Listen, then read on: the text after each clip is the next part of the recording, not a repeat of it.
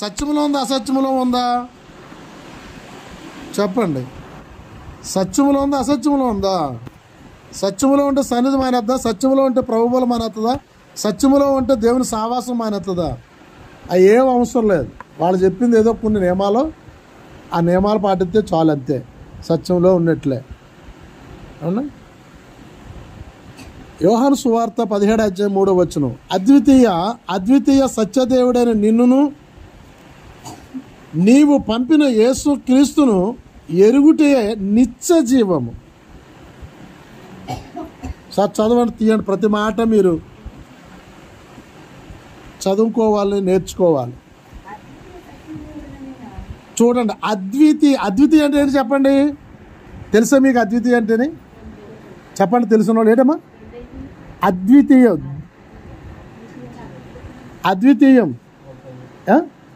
ఇంకా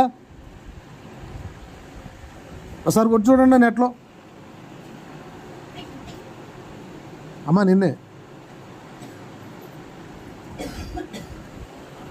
తెలుసుకోవాలి, పదాలు కూడా తెలుసుకోవాలి.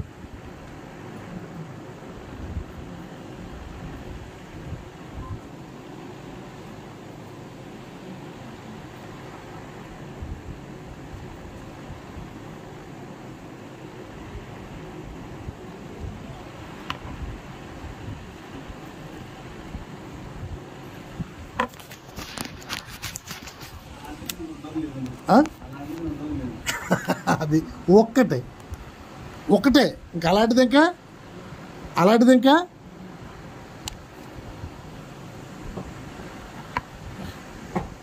మైక్ కూడా అవసరం లేదు. అద్వితీయం అంటే ఇంకా అది తప్ప ఇంకోటి లేదు.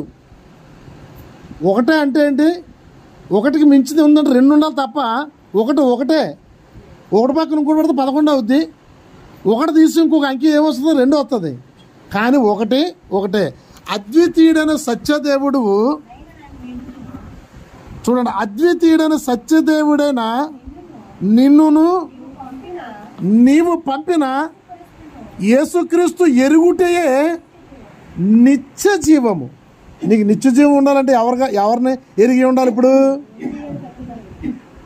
అద్వితీయుడు ఒక్కడు, సత్యదేవుడు ఒక్కడు, యేసుక్రీస్తు ఒక్కడు, పరిశుద్ధాత్ముడు ఒక్కడు అని నువ్వు పెట్టుకుంటే మాత్రము నిత్య జీవానికి వెళ్ళలేవు.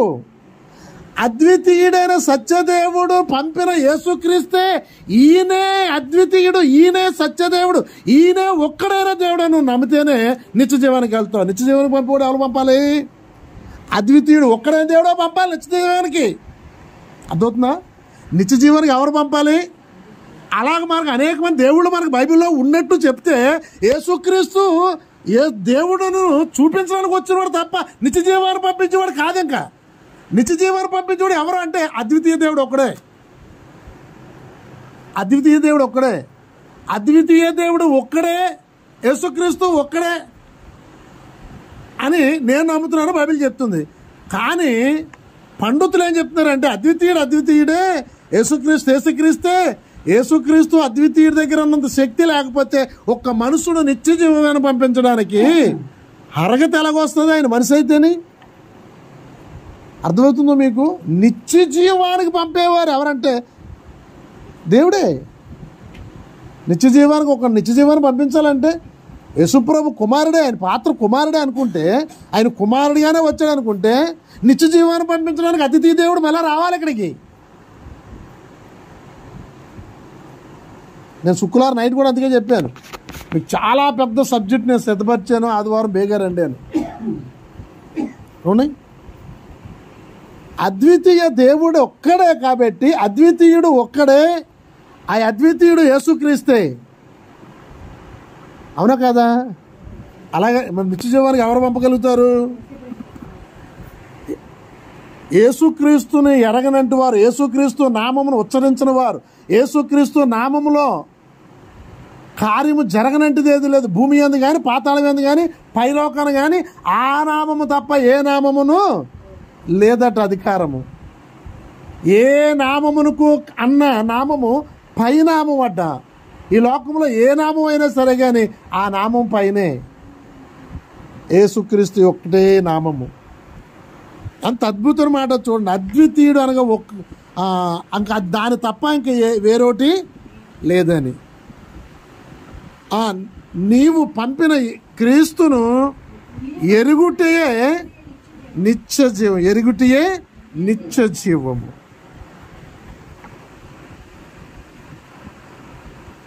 మనకు నిత్య జీవం కావాలంటే ఎవరిని ఎరిగి ఉండాలి? ఇప్పుడు మొదటగానే యేసుక్రీస్తుని ఎరిగి ఉండుటయే. ఆయన తెలుసుకుంటే చాలు నిత్య జీవం మనకు వస్తుంది. కీర్తన గ్రంథము 9వ అధ్యాయం.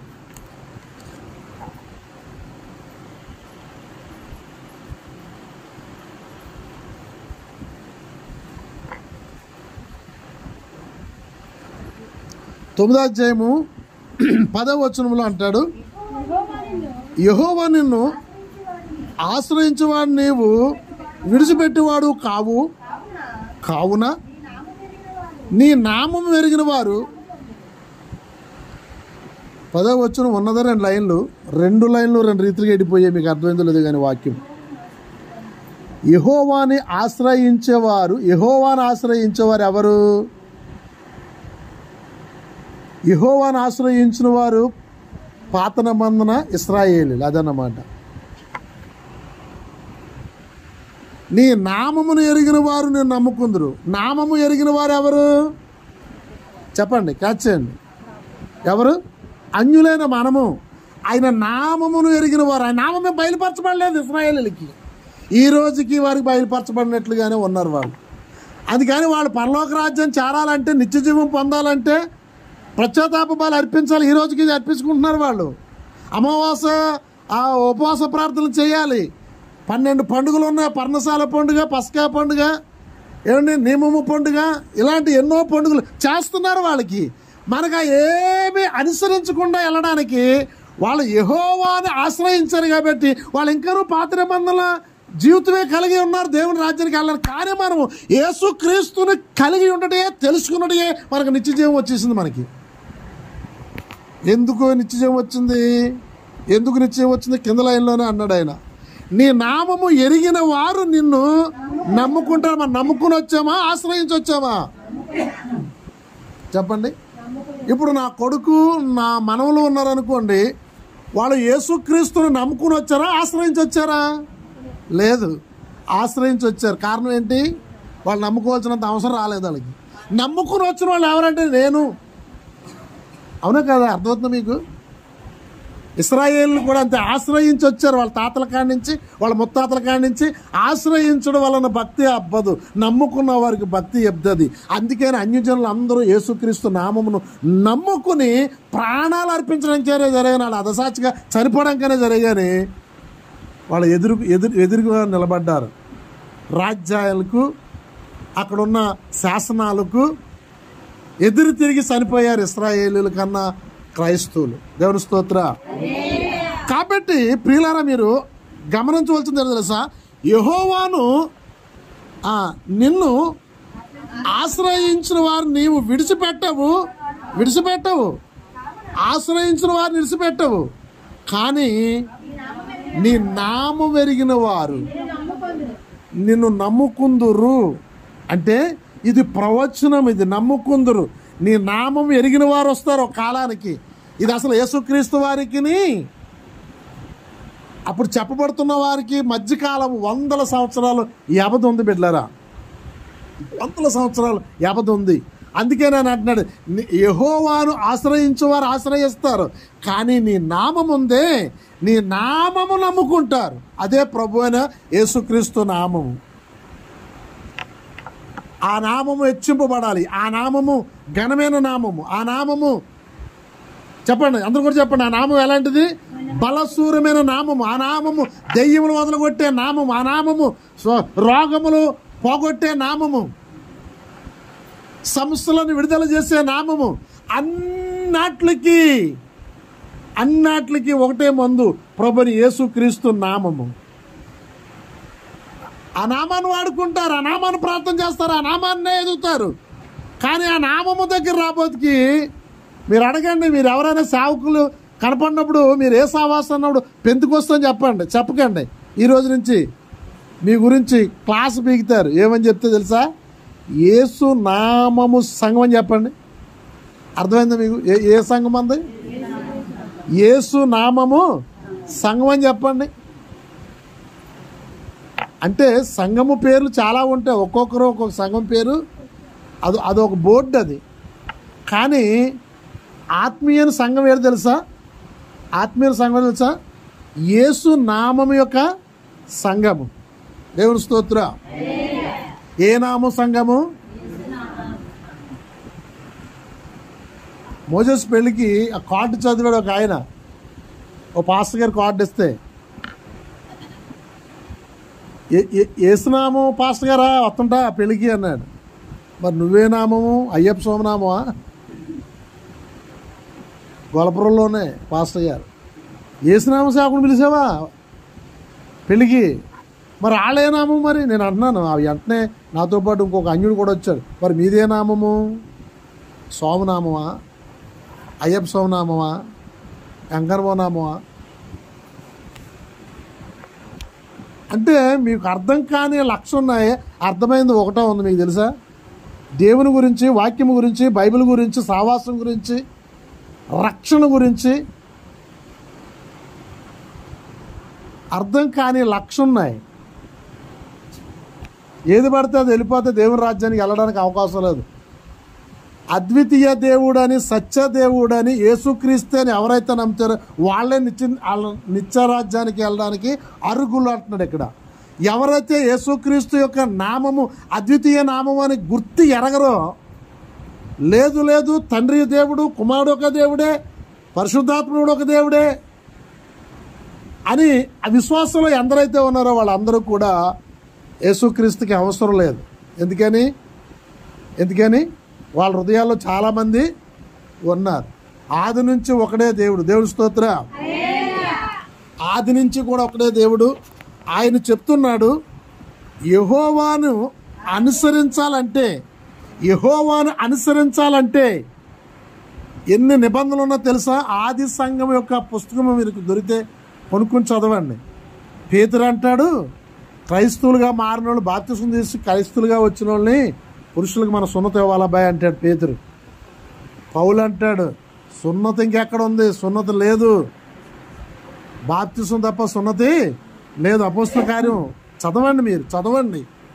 వాదన ఉంటుంది దానికి, ఇంకా ఫుల్ తర్ఫీదు బుక్కులు ఉన్నాయి, సంఘ చరిత్ర బుక్కులు ఉన్నాయి. వాళ్ళ మధ్యన వివాదములు ఏర్పడ్డాయి.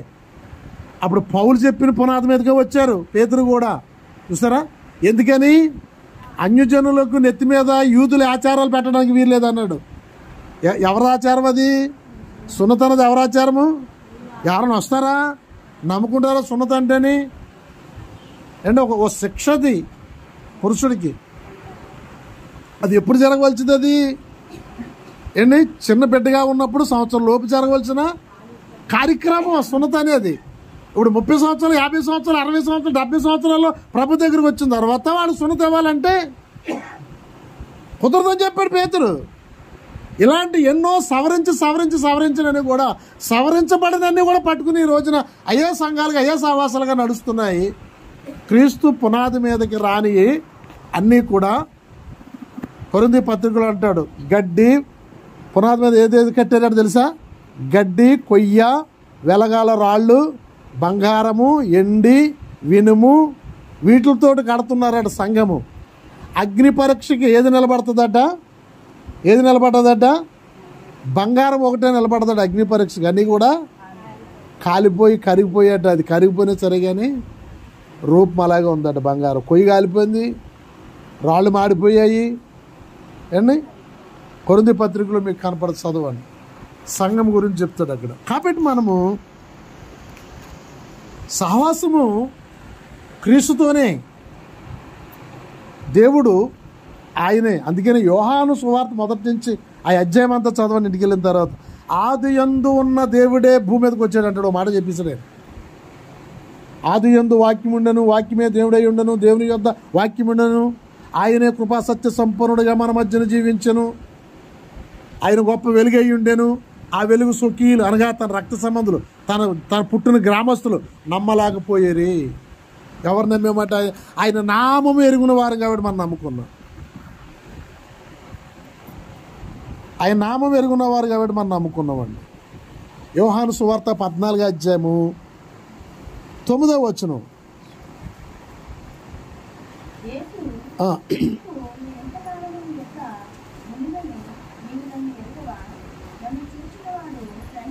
పై వచనంలో అంటాడు, కొన్ని వచనాలు అక్కడ ఉన్న శిష్యులతో మాట్లాడుతుంటారు. ప్రభువారు మాట్లాడుతుంటుంటే, తండ్రి గురించి మాట్లాడుతుంటే, అక్కడ పిలుపు అనే శిష్యుడు అంటాడు, తండ్రిని నాకు చూపించు అంటాడు. తండ్రిని నాకు చూపించు అంటాడు. అప్పుడు 9వ వచనంలో ప్రభు చెప్తున్నాడు, యేసు పిలుపు, నేను నింతకాలమును మీ యొద్ద ఉండునను,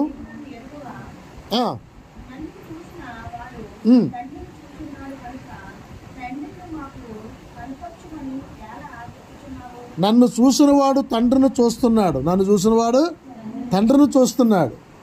అంటే ఇంక ఇప్పుడు ఏమైనట్టుకు ఇప్పుడు యేసుప్రభు చెప్పిన స్టేట్మెంటు, తండ్రి ఇంకో దిక్కున ఉన్నాడని ఆయన చెప్తున్నాడు ఆయన.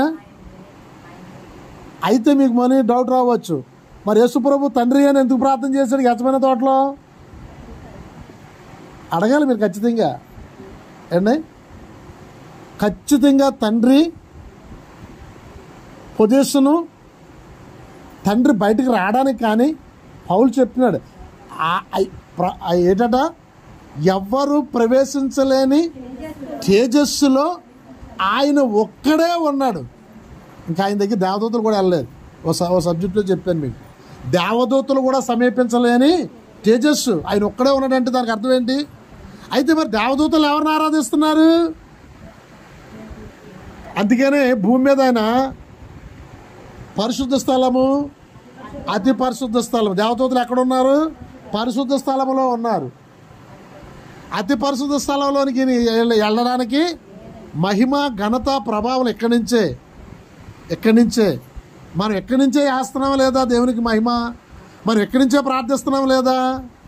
మరి దేవుడు ఉండే స్థలం దగ్గరికి వెళ్ళి మనం మొరపెట్టాలి కదా అంటే మనం వెళ్ళలేము.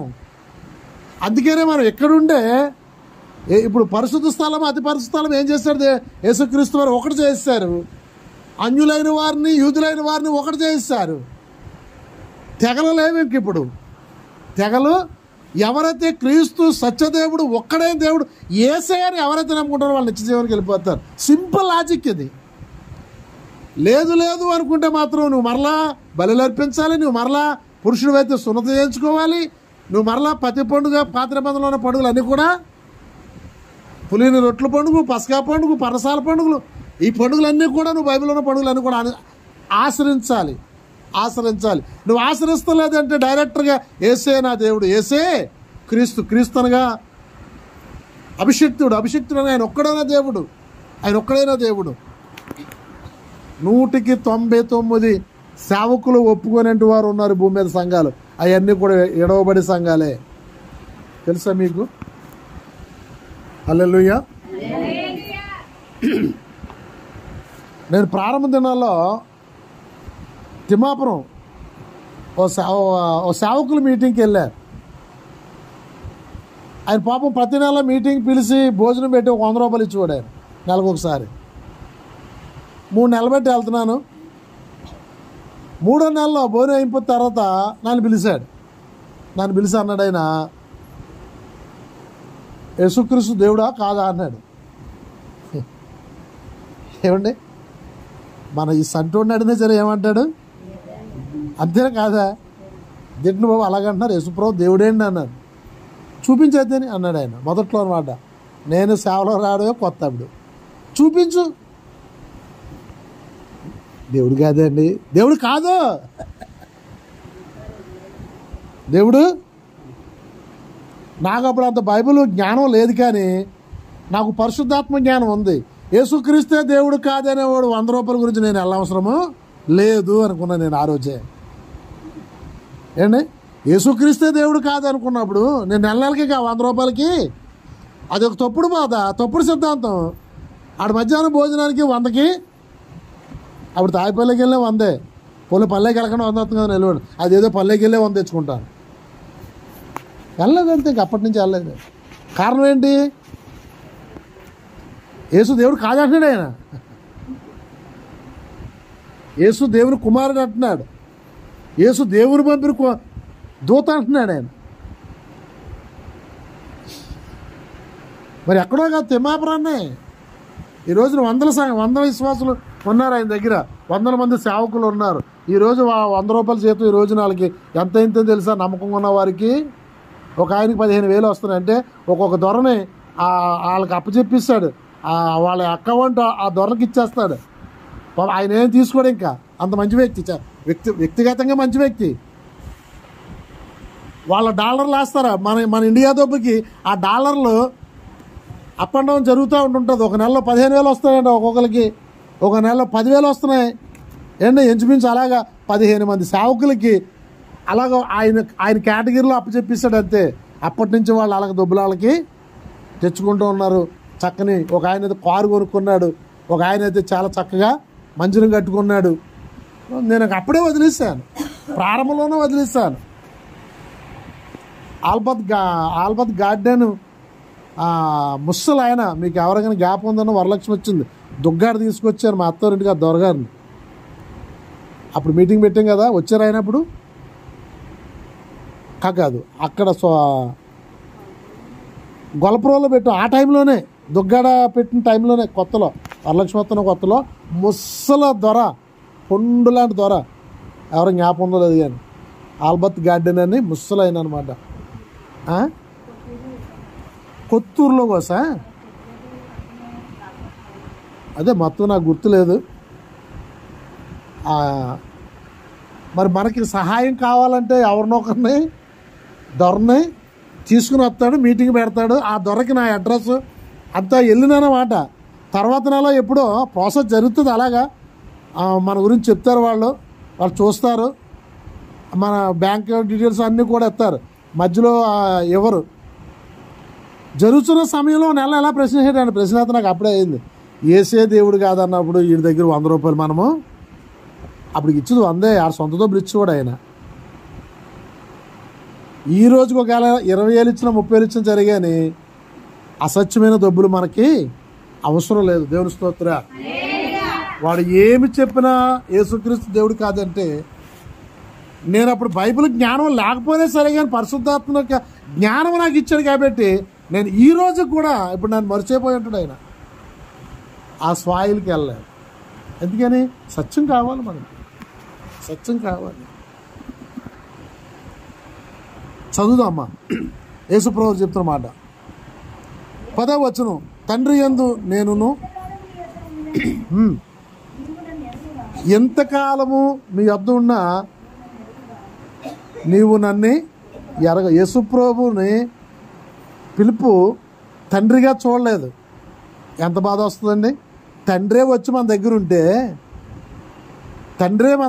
ఉంటే పిలుపు తండ్రిగా చూడలేకపోయాడట. ఇప్పుడున్న సేవకులు కూడా యేసుక్రీస్తుని తండ్రిగా చూస్తలేదు. నేను ఎప్పుడు కూడా నా సొంత అవగాహన నేను ఎప్పుడు సంఘాన్ని బోధించను, బైబిల్లో ఉన్నదే చెప్తాను. ఎలా చూస్తున్నారో చెప్పండి. యేసుక్రీస్తుని వారు ఈ రోజుకి తండ్రిగా చూస్తున్నారు. తండ్రి వేరేగా చూస్తున్నారు, వాళ్ళు కుమారుడిగా చూస్తున్నారు. తండ్రి వేరేగా చూస్తే సముద్రానికి అద్దించిన వాడు ఎవడండి? అప్పటి నుంచి ఇప్పుడు వరకు కానీ, ఇప్పటి నుంచి అప్పటి వరకు కానీ, అంటే యేసుప్రభు పుట్టిని ముందు రోజులు కానీ, యేసుప్రభు పుట్టిన కానించి కానీ సముద్రానికి అద్దించిన వాడు కానీ, సముద్రాన్ని నడిచిన వాడు కానీ, శ్రీరామచంద్రుని జరగాని సముద్రం అడ్డొచ్చినప్పుడు వానర సైన్యమును అక్కడ ఉన్న ప్రజల సైన్యము అడిగి వారధి పోయించుకున్నాడనే మనకు కనపడుతుంది తప్ప ఆయన శక్తి సామర్థ్యంతో సముద్రమే నడిచి వెళ్ళిపోయాడని మనము రామాయణంలో విన్నట్లు ఎక్కడ కనపడదు మనకి. యేసుప్రభు వాళ్ళకి కాదే, ఆయన సముద్రమే నడిచి వెళ్ళిపోయాడు. ఆయన తన పిల్లలు సముద్రంలోకి అలలు ముంచివేస్తున్నారని భయపడుతుంటే నిమ్మలపరిచాడు ఒక గద్దెంపుతో. ఈయనెవరండి? ఈయనెవరు? ప్రకృతి అయిన మాట ఉంటుంది, ఈయనెవరని శిష్యులు ఒక్కరికొకరు అర్థం కాలేకుండా మాట్లాడుకున్నారు వాళ్ళు ఆ సందర్భంలో. ఈయన చూసి పిలుపు కూడా మరలా ఏమంటున్నాడట? 10వ వచనం, తండ్రి యందు నేనును చూడండి, తండ్రి యందు నేను అంటే ఎవరు ప్రవేశించలేరు అన్నాకడ మీరు అక్కడ అబ్జర్వ్ చేసుకోవాలి. కుమారుడు కూడా వెళ్ళలేరు, పరిశుద్ధాత్ముడు ఎవరు అంటే ఇంక అంతే. ఎవరో ఒకరు ఉన్నారంటే ఎవరో ఒకరు ఉండాలి. ఎవరు ప్రవేశించలేరంటే చెప్పండి, ఎవరు కూడా ఇంక అక్కడికి అంటే ఎవరు వచ్చారు, ఎవరు ఉన్నారు ఇప్పుడు? తండ్రే క్రీస్తు, క్రీస్తే తండ్రి, అంతే. అంటే మీకు బాగా అర్థం అవ్వాలి ఏంటి తెలుసా? తండ్రిగా ఉన్నాడని చెప్పాలి ఖచ్చితంగా.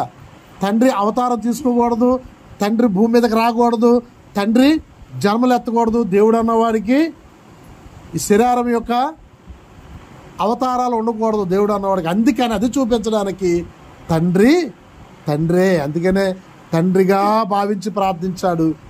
ఆయన శరీరముగా భూమి మీదకి వచ్చాడు కాబట్టి తండ్రి అని యేసుక్రీస్తు వారు ప్రార్థించారు. దేవుని స్తోత్ర. ఆయన ఉనికి ఉన్నది, ఆయన గమనం ఉన్నది, ఆయన సన్నిధి ఉన్నది. నేనే వచ్చాను అంటే ఇప్పుడు కుమారుడిగా ఉండి ప్రార్థన చేస్తున్నాడు. అంతేకాని తండ్రి వేరు కుమారుడు వేరు అనే ఆలోచన మనకి ఎప్పుడూ రాకూడదు. అలా ఆలోచన వస్తుందంటే మనం కూడా ఒక తప్పుడు బోధలో, తప్పుడు సిద్ధాంతంలో నడుస్తున్నట్లే. మీరు తాడిపెత్తులోనే ఏ చర్చికి వెళ్ళినా ఇదే సిద్ధాంతం ఉంటుంది. మీకు తెలియదు. తండ్రి వేరు, కుమారుడు వేరు, కుమారుడు వేరు, తండ్రి వేరు, పరిశుద్ధాత్ముడు వేరు.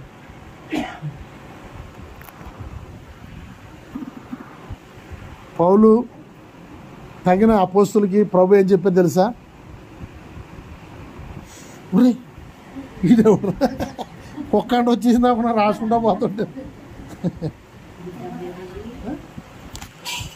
రాసుకుపోతుంటే కుక్క వచ్చేసింది అనుకున్నాను రా, మంచిని పడ్డాను.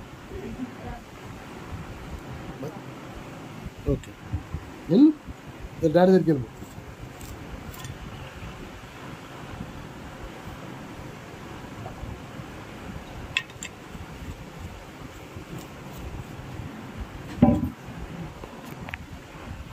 చదువుదాం.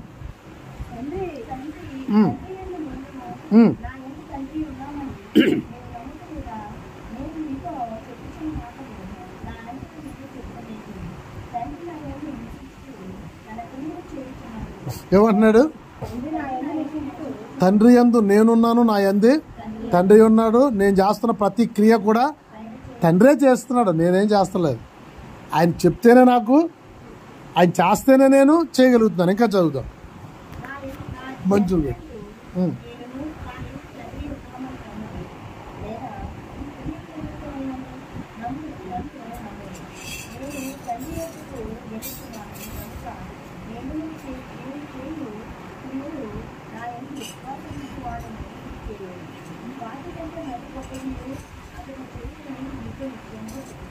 మీరు నా నామమున, మీరు నా 13 వచనం, మీరు నా నామమున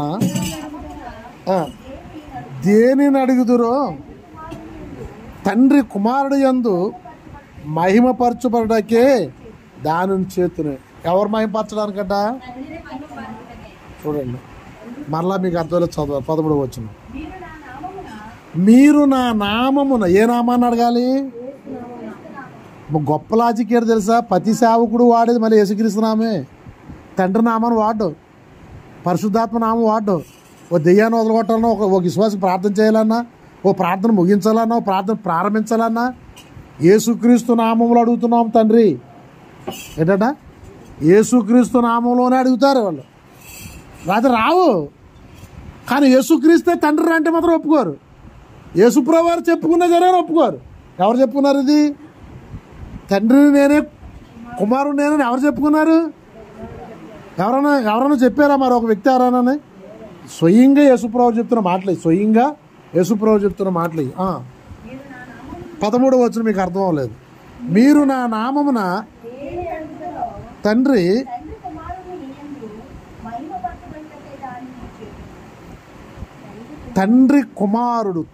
కుమారుడు మహిమపరచబడాలి. అదే మహిమ ఎవరికి వస్తుందట? తండ్రి. ఎవరికి మహిమ తేడానికి నిలబడ్డారు? ఈయన కుమారుడికి. అయితే మహిమ అంతా తండ్రికే వెళ్ళాలి కదా, తండ్రికే వెళ్ళాలి మహిమ అంతా. కానీ రక్షణ ఏ నామంలో వస్తుంది అన్నాడు?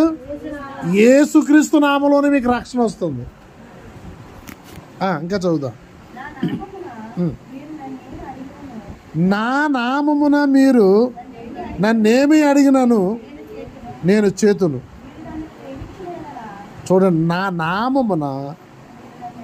నామమున ఏది అడుగుతారో. మరి ఒప్పుకోలేని వాళ్ళకి ఈ నామం పని ఏంటి వాళ్ళకి కదా? యేసుక్రీస్తే దేవుడని ఒప్పుకోలేని వాళ్ళకి ఆయన నామం పని ఏముంది? ఇంకా వాళ్ళకి ఏది చేసినా తండ్రి నామంలోనే చెయ్యాలి. కానీ అలాగ జరగదు, అలాగ అవ్వదు. తండ్రి నామమును, అసలు తండ్రికి నామమే లేదు. మీకు తెలుసా తండ్రికున్న నామం ఏంటి చెప్పండి? తండ్రికున్న నామం ఏంటి చెప్పండి? తండ్రికున్న నామం తెలుసా?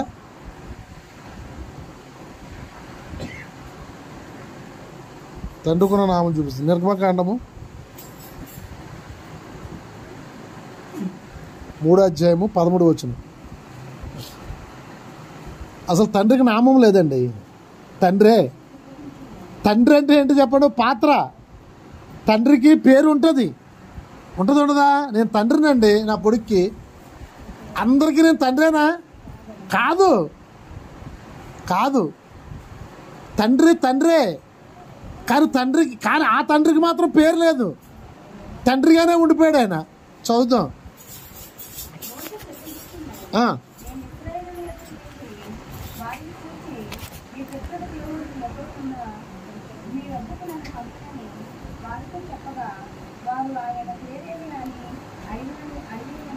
మోసేని అంటున్నాడు, ఐగుప్తులో ఉన్న బానిసత్వంలో ఉన్న నీ కుటుంబీకుల్ని వారు విడుదల చేసుకుని రా అని చెప్తున్నాడు దేవుడు. చెప్తుంటే మోసే అంటున్నాడు, అసలు నేను ఇలాగ దేవుడు పంపాడంటే ఆయన పేరేంటని అడుగుతారు. ఉందా అక్కడ? ఆయన పేరేంటని అడుగుతారు. నేను ఏ సమాధానం చెప్పాలి వాళ్ళకి? అంటే దేవుడు ఏ సమాధానం ఇస్తున్నాడు? నా పేరు యెహోవా అని చెప్పాలి. ఎందుకంటే ఆయన యెహోవాగా పరిశీలించుకున్నాడు, యెహోవాగా పరిచయం చేసుకున్నాడు ఆ భక్తులకు. ఇదిగో యెహోవా సెలవిస్తున్న మాట వందల దిక్కులు మనకు కనపడుతుంది. కానీ యెహోవా అనే పదము పర్యాయ పదం తప్ప దేవుని పేరు కాదు. చెప్తున్నాడు చూడు, దేవుడి పేరు. అందుకు దేవుడు, అందుకు యెహోవా అని చెప్పాలి అక్కడ. ఆయన పేరు యెహోవాతే. అందుకు దేవుడు నేను ఉన్నవాడును. చాలండి. ఏ దేవుడట ఆయన? ఉన్నవాడు. ఆయన అంతే, ఉన్నవాడు. ఎవరు ప్రవేశించలేని తేజస్సు కలిగి నిత్యము నిరంతరము కోట్ల సంవత్సరాల కిందటి నుంచి, ఆదాము ముందు నుంచి, దేవదూతల ముందు నుంచి, పునాదులు భూమికి ఎయ్యక మునుపు నుంచి, భూమి ఆకాశములు ఏది ఏర్పరచబడన మునుపు నుంచి ఉన్నవాడైన ఆయన పేరు చెప్పండి. అంతేనా? ఆయన పేరు లేదు ఆయనకి. ఆయన పేరు ఎప్పుడు వచ్చింది తెలుసా? వందల లక్షల సంవత్సరాలు గతించిన తర్వాత కన్యామరియ దగ్గరికి గాబ్రియేలు దూత వచ్చి, నీకు పుట్టబోయే కుమారుడు పేరు యేసు అని పేరు పెట్టు. అదే ఆయనకి ఇవ్వబడిన పేరు, ఆయన నామం అదే. హల్లెలూయా. మనం ముందుకుంటా చదువుకున్నాము, యెహోవాను ఆశ్రయించిన వారిని ఆయన విడిచిపెట్టడు, ఏ మేలు చేయకమానడు. ఆయన నామమును నమ్ముకున్నవారు మనము. ఆయన నామము ఏంటంటే ఇక్కడ చెప్తున్నాడు, ఉన్నవాడు. గట్టిగా హల్లెలూయా చెప్పండి అందరూ. అర్థమైన వాళ్ళు చెప్పండి. అంటే యేసుప్రభు వారు నామం ఏం పేరు? ఉన్నవాడైన నామమే యేసుక్రీస్తు. ఏం పేరే చెప్పరు నా ప్రజల దగ్గరికి వెళ్ళి, ఏ దేవుడు పంపాడని చెప్పను అంటే వాళ్ళకి అర్థమైపోతుంది. ఉన్నవాడు పంపాడని చెప్పు, వాళ్ళకి అర్థమవుతుంది, వాళ్ళకి తెలుసు. ఏమని చెప్తే తెలుస్తుంది అంటే అప్పుడు ఉన్నవారు, వాళ్ళు ఆరాధిస్తున్న వాళ్ళు ఉన్నవాళ్ళు కాదని అర్థం అన్నమాట. యెహోవా అని చెప్పాలి కదా, దేవుని పేరు యెహోవా వచ్చే. వాళ్ళు యెహోవా పేరునే కదా వాళ్ళు ఆరాధన చేస్తున్నారు, యెహోవా కదా వాళ్ళు స్తుతిస్తున్నారు. కానీ పేరు అది కాదని వాళ్ళకి తెలుసు. వాళ్ళ దేవుడు ఎవరంట? వాళ్ళ దేవుడు ఎవరు చెప్పండి? ఉన్నవాడు, అనువాడు. అందుకనే అది ఆది కాండము నుంచి ప్రకటన గ్రంథం వరకు కూడా మొదటి వాడును కడపటి వాడును ఒక్కడే. ముగ్గురు చెప్పాలి కదా మరి అక్కడ, ముగ్గురు దేవుళ్ళు ఇవ్వాలి కదా. ఏమంటున్నాడు ప్రకటన గ్రంథంలో? మొదటి వాడును కపటి వాడును నేనే. ఇది యేసుప్రభువు వారు చెప్తున్న మాట. ఇది మొదటున్న తండ్రిని, కడపటున్న యేసుని నేనే. చాలు, అంతే. ఒక మాట చాలు మనకి. యేసు నామ విశ్వాసులమని ఎవరు చెప్పడం? మనము యేసు నామము ఎరిగినట్టు వారు, యేసు నామం సత్యము తెలిసినట్టు వారు. ఇదే సత్యం. ఈ సత్యము తెలియక బిషప్పులు, రెవరెండర్లు, డాక్టర్లు, కలెక్టర్లు ఈ మర్మము తెలియక తండ్రి వేరు. మరి ప్రకటన గ్రంథం కూడా చదవరంటారా వీళ్ళు? ఆదియు అంతము, మొదటి వాడిని కడపటి వాడిని. ఇంకోటి ఉంది ఏంటది? ఓమయు అల్పయు, రెండే. తండ్రి కుమారుడు, తండ్రే కుమారుడు. ఇదే సత్యము. నమ్మిన వారు కుమారుడు ద్వారా పరలోకం వెళ్తారు. నమ్మలంటే వారు ప్రభువుని అంగీకరించినా, ప్రార్థనలు చేసినా, ఏం చేసినా వాళ్ళు నిత్య నరకానికే వెళ్తారు. ఎవరు నమ్మకపోతేని? తండ్రే కుమారుడని. అసలు నమ్మడం అంటే అదికే. యేసుక్రీస్తు దేవుడు అని నమ్మేది ఎవరు? అన్యజనులు. అంటే తండ్రి దగ్గరికి దేవుని దగ్గరికి రానంటు వారు, సంఘానికి చేర్చనంటు వారు, యేసుక్రీస్తు దేవుడు అని నమ్ముకునేవారు వాళ్ళు. ఇప్పుడు మనం నమ్ముకోవాల్సింది ఏదో తెలుసా? మనం తెలుసుకోవాల్సిన సత్యం ఏదో తెలుసా? మీరు దేవుని రాజ్యానికి వెళ్ళాలంటే తండ్రే కుమారుడు, ఈయనే నిత్య జీవాన్ని పంపించేవాడు. ఎవరికి అధికారం లేదు భూమి మీద, తండ్రికి కూడా లేదని చెప్పేసాడు. ఎందుకని? తండ్రి మరొక వ్యక్తి కాదు కదా, తండ్రి మరొకరు రారు కదా ఇక్కడికి. తండ్రి మరలా మనల్ని ప్రోత్సహించడు కదా. ఆల్రెడీ తండ్రే వచ్చేసాడు కదా 2000 సంవత్సరాల కిందట. తండ్రే కదా వచ్చేసాడని చెప్తున్నాడు పిలుపుతోను. మరలా కొత్త బాధ ఈ లోకంలో విస్తరించేసింది 300 సంవత్సరాలు పెట్టి. ఎన్ని సంవత్సరాలు పెట్టి కాదు, 1700 సంవత్సరాలు పెట్టి ఈ బాధ ఉంది. ఏది? యేసు నామం ఎరిగిన బోధ. 300 సంవత్సరాలు అయ్యింది. యేసు నామం నుంచి బయటికి వెళ్ళిపోయారు. బాప్టిస్టులు, ప్రొటెస్టెంట్స్లు, మీకు తెలుగు సంఘాల పేర్లు చెప్తున్నారు ఏమండి, పెంతుకోస్తులు, రూద్రన్, ఇంకా చాలా ఉన్నాయి, మెదరన్, బ్రదరన్, 1,00,000 పేర్లు ఉంటాయి. నాకు రావు కానీ ఆయన కూడా నెట్లో కొట్టని కావాలితే సహవాసాల గురించి.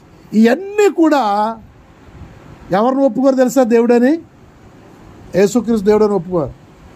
దేవుని స్తోత్రం కలుగును గాక. ఈరోజు మీరు తెలుసుకుంటే దేవుని రాజ్యానికి ఈ శరీరం విడిచిపెట్టిన ద్వారా ఖచ్చితంగా మీరు వెళ్ళగలుగుతారు.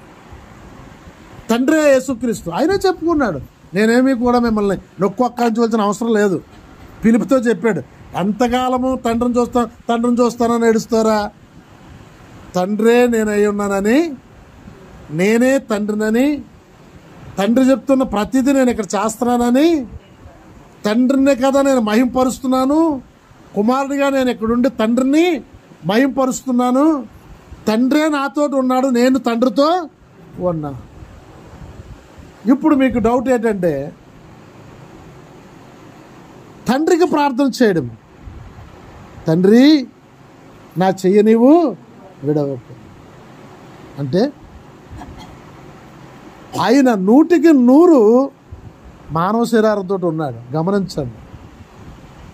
దెబ్బ అంటే ఎవరికైనా భయమే కాదంటారా? కొడతానంటే మనిషి అన్నవాడికి భయమే కాదా? ఆ రాత్రి ఉదయం జరిగేది అంతా కూడా ఇతనికి టీవీలో చూస్తున్నట్టుగా తెలుసు. అతనికి చూస్తున్నాడు. ఏం చెయ్యాలి? 33 సంవత్సరాలు బ్రతుకు ఒక రకమైతే రేపు నిన్ను కొరడాలతో ఒకటి తక్కువ 40 దెబ్బలు కొడతారని. గొప్ప విషయం తెలుసా? చచ్చిపోతాడని డాక్టర్ పేషెంట్కి ఎందుకు చెప్పడు తెలుసా? వాడు ఒక 4 సంవత్సరాలు 3 సంవత్సరాలు బతుకుతాడని తెలుసుండి, అమ్మాయి ఎవరైనా తీసుకొచ్చావా అని చెప్తారు. ఎందుకని? వాళ్ళతో చెప్తారు. అప్పుడే ఒక 4 నెలల కంటే ఎక్కువ బతకడనే విషయం డాక్టర్ తెలుసు. ఆ విషయం పేషెంట్తో చెప్పాడు అనుకోండి, అప్పుడే చచ్చిపోతాడు. యేసుక్రీస్తు వారు స్పష్టంగా చూస్తున్నారు ఆ రాత్రి. అందుకే ఆయన ఎంత వేదన కలిగి ప్రార్థన చేశాడు. ఎందుకంటే నేను తట్టుకోగలగాలి.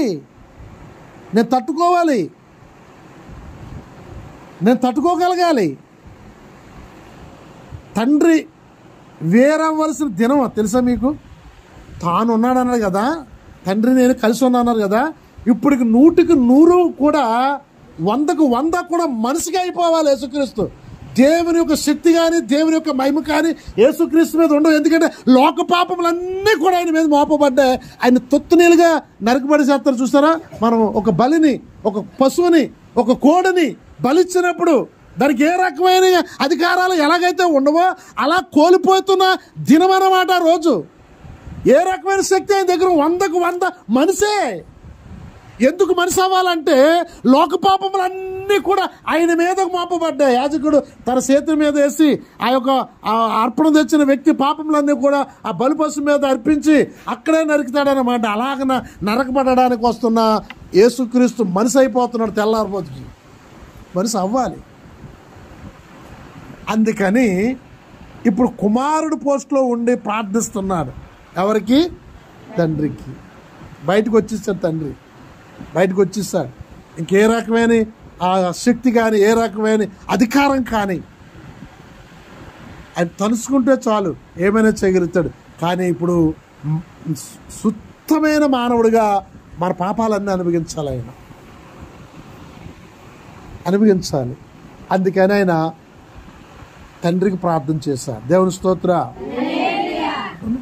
కాబట్టి ఈ లేఖనాలు ఎన్ని చూసినా సరే కానీ ఇంకొక గంటన్నా ఉంటుంది. చాలా రిఫరెన్స్లు ఉన్నాయి, మీకు ఈ రోజుకే అవ్వదు.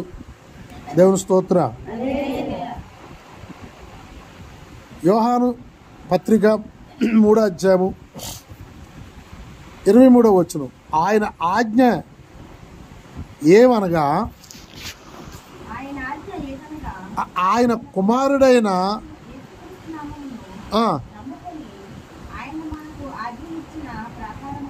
ఏ నామం నమ్ముకుని చెప్పాలి కదా అక్కడ మనకి క్లారిటీగానే. మీకు 3 నామాలు ఉన్నారా బాబు అని బైబిల్ అంతటా అక్కడే కనపడదండి. తండ్రిని, కుమారుని, పరిశుద్ధాత్మని ముగ్గురిని మీరు ఆరాధించాలి, మన ముగ్గురు దేవుళ్ళు ఉన్నారనే మాట ఒక్క రిఫరెన్స్ కనపడదు బైబిల్లో. మనకి ఒక్క రిఫరెన్స్ కనపడదు. ఇక్కడ అంటున్నాడు చూడు, ఇక్కడ యేసుక్రీస్తు రమ్ముని ఆనుకుని నిద్రపోయిన శిష్యుడు యేసుక్రీస్తుని గురించి చెప్తున్నాడు. 11 ఆయన ఆజ్ఞ ఏదనగా, ఆయన ఆజ్ఞది ఏంటంటే ఆజ్ఞ వేరు, చెప్పడం వేరండి. చెప్పడం వేరు. నేను ఎంత పస్తుకుంటా మీకు మాట్లాడేది ఏంటి? ఆజ్ఞ. ఇలాంటి రిపీట్ మరలవారం ఎప్పుడు జరిగితే ఆజ్ఞ అనగా ఏమో చెప్పండి, చెప్పండి మీకు మీరే. అలాంటిది అనమాట ఆజ్ఞ అంటే. అలాంటి ఆజ్ఞ ఇస్తున్నాడు ఏమని? కుమారుడైన యేసుక్రీస్తు నామము మర్చిపోకండి మీరు. నామము నమ్ముకుని ఆయన మనకు ఆజ్ఞ ఇచ్చిన ప్రకారమును ఒకరినొకడు ఏం చేయాలట? ప్రేమించుకోవడం అనేది యేసుక్రీస్తు నామములోంచి వచ్చిందట ఈ ఆజ్ఞ. ప్రేమించడం అనేది కింద వచ్చి కూడా చదువుదాం.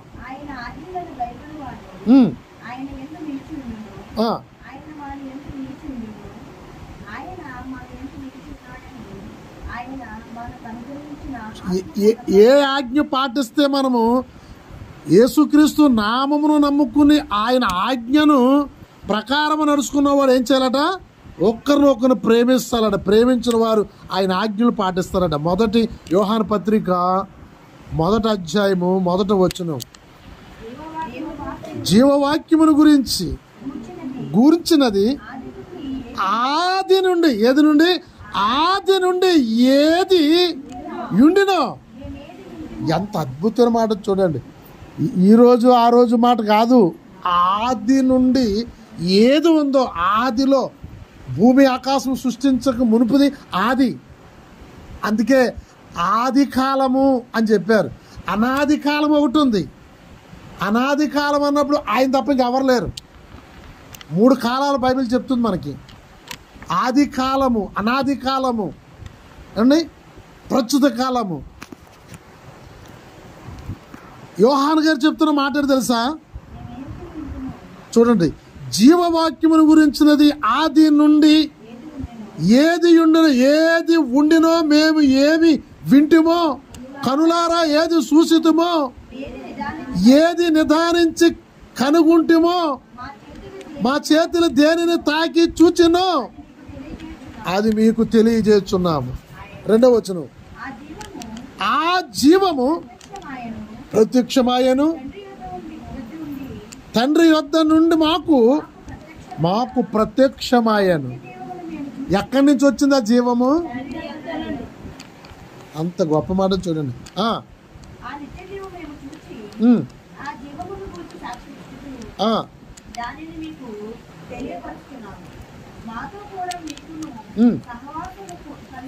మాతో కూడా మీకు సహవాసం కావాలంటే ఆది నుండి ప్రత్యక్షమైన దేవుని గురించి బోధిస్తున్నాము. ఆదిలో ఉన్న తండ్రే యేసుక్రీస్తు అని చెప్తున్నాము.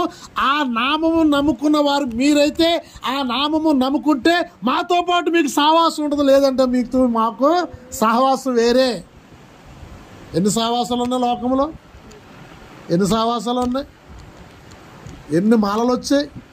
ఎన్ని భక్తులు ఉన్నాయి? ఎన్ని బొట్లు పెడుతున్నారు? బొట్లు కూడా బొట్టు ఉందా హిందువులకి? వారానికి వారు భక్తులు. సహవాసాలు వేరు. ఖచ్చితంగా చెప్తున్నాడు. సహవాసం అయితే మాతోటి ఉండాలనుకుంటే చదువమ్మా.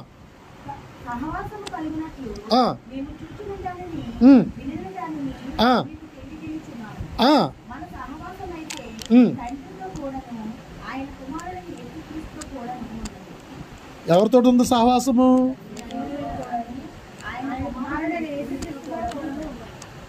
ముగ్గురు లేరు. తండ్రితోనూ యేసుక్రీస్తును నమ్మితే చాలు, సహవాసం ఇద్దరే వచ్చేస్తాయి. తండ్రి కుమారుడితో ఉన్న సహవాసము ఒకటే వచ్చి. తండ్రితో సహవాసం ఉందా వీళ్ళకి? చెప్పండి, ఒక మాట చెప్పండి. అసలు తండ్రి గురించి వీళ్ళకి ఏం తెలిసా? తండ్రి గురించి సహవాసం ఏమైనా వీళ్ళు కనుగొన్నారా?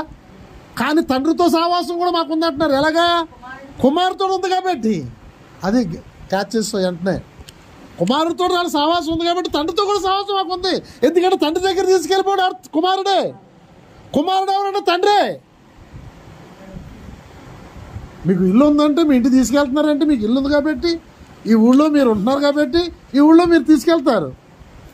నేను మా ఇంటికి రండి, ఈ ఊళ్ళో మా ఇంటికి రండి అంటే వస్తారా మీరు? ఈ ఊళ్ళో మా ఇల్లు ఉందో రండి అంటే వస్తారు. తెలుసున్న వాళ్ళు మీకు తెలుసండి నా గురించి. తాడిపత్రులు మా ఇంటికి రండి అంటే మీరు వస్తారా? తాడిపత్రులు మీకు ఇల్లు ఉండడం, మీరు మీ ఇంటికి మమ్మల్ని తీసుకెళ్ళడం ఏంటండి? వస్తారా? నవ్వుకుంటారా? ఇక నవ్వుకుని అలా పోతారు పక్కకి, అంతే కదా. కానీ ఈయనేమంటారు తెలుసా? తండ్రితోనూ కుమారుడితోనూ మాకు సహవాసం ఉంది.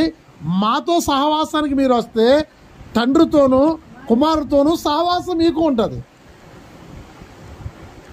తండ్రి సహవాసం వేరే, కుమారుడు సహవాసం వేరే, పరిశుద్ధాత్మ సహవాసం వేరే కాదు.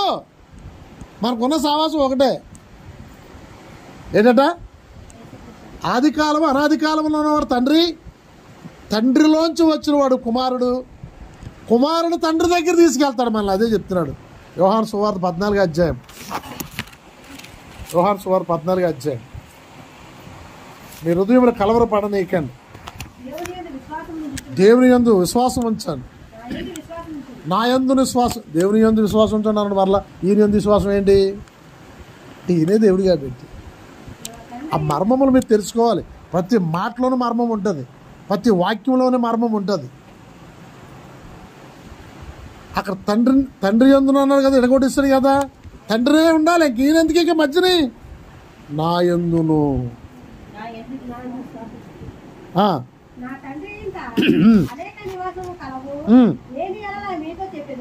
లేని ఎడల మీకు చెప్తాను.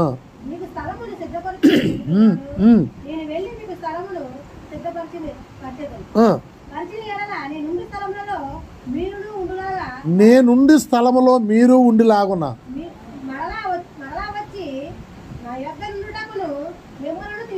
నా వద్ద ఉండడానికి మిమ్మల్ని తీసుకెళ్ళిపోతారు. ఇప్పుడు గొల్లపురోలు రండి, మా ఇంటి దగ్గర ఉండండి, 2 రోజులు ఉండండి అంటే వస్తారా రారా? యేసుప్రభు చెప్పిన క్లారిటీ అది. నేను తండ్రి ఇల్లు తెలుసు, తండ్రి ఇంటి దగ్గర నుంచి వచ్చాను, తండ్రి ఇంటికి వెళ్తున్నాను, మరలా వస్తాను, మిమ్మల్ని తీసుకెళ్ళిపోతాను. అయిపోయింది, అంతే. ఇది నమ్మాలి మనం ఖచ్చితంగా. మరలా నేను వస్తాను. మీకు ఒక విషయం తెలుసా? ఆయన వచ్చేసాడు అన్న సంఘాలు ఎన్నో ఉన్నా తెలుసా మీకు? యేసుక్రీస్తు వచ్చేసాడు. రెండోసారి కూడా వచ్చేసాడని బోధిస్తున్నారు కొందరు. అమ్మ తెలుసా నీకు? వచ్చేసాడట ఆయన. వస్తాడు బాబు అని ఎదురు చూస్తున్నాం, ఆయన వచ్చేసాడు వెళ్ళిపోయాడు. వెళ్ళవలసింది మనమే అంటున్నారు వాళ్ళు. వెళ్ళవలసింది ఆయన దగ్గర మనమే, ఇంకా ఆయన రాడు. దానికి కూడా వాక్యాలు తీసి చూపిస్తారు సుమా. అందుకే అన్నాడు జాగ్రత్తగా ఉండండి. తోడేళ్ళు వేషం వేసుకుని గొర్రె పిల్లలు వేషం వేసుకుని తోడేళ్ళు ఉన్నారు. పైకి ఎలాగంటారు? గొర్రె పిల్లలు. బోధ గొర్రె పిల్లలాగా ఉంటుంది. రూపం తీస్తే, పై వేషం తీస్తే తోడేళ్ళు. తోడేళ్ళు ఏది కూడా అది తినడానికి చూస్తుంది, పాటు చేయడానికి చూస్తుంది. దేవుని రాజ్యానికి వెతుక్కోవాలి మనము. ఎన్ని పురాకులు పడే దేని గురించి? దేవుని దగ్గరికి వచ్చేయడం సులువే. దేవుని రాజ్యాన్ని వెతకడం. ఆయన అంటున్నాడు, ఇదిగో తండ్రి యొద్ద నుంచి వచ్చాను, తండ్రి యొద్దకు మళ్ళీ వెళ్తున్నాను, తండ్రి యొద్ద నుంచి మరలా నేను వచ్చి ఏం చేస్తారట? మిమ్మల్ని తీసుకెళ్తాను. అనాథులుగా వదిలేసేవారు కాదు. నేను మరలా వస్తాను, తీసుకెళ్తాను సత్యంగా. ఎందుకంటే నా తండ్రి దగ్గర అనేకమైన స్థలం ఉంది. ఆ స్థలానికి నేనున్నాను, నా దగ్గర మిమ్మల్ని పెట్టుకుంటాను. ఇంకేం చెప్పాడు ఆయన? నేను వెళ్తున్న స్థలానికి మార్గం మీకు తెలియదు, మీకు తెలియనని.